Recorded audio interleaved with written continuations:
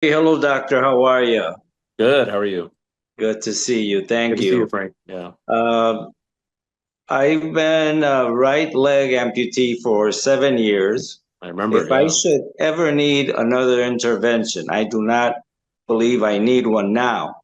But is it possible for an amputee to receive any wires or treatment from the residual where the foot used to be?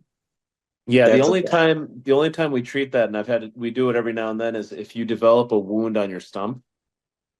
There are times where you have underlying arterial disease in the arteries that are left behind, your SFA, that we'll have to touch up. We do that every now and then. Sometimes people lose weight in their amputee leg, and then the prosthetic rubs, and then they form an ulcer that's not healing with wound care.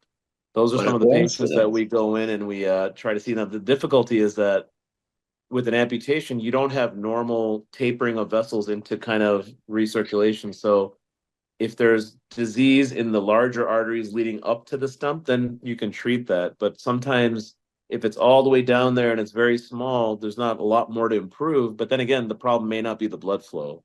But you can have things done if you develop a wound.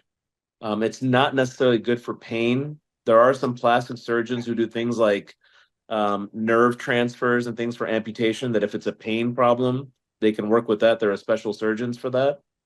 But for wounds, that's definitely something I've treated amputees for. Okay, thank you.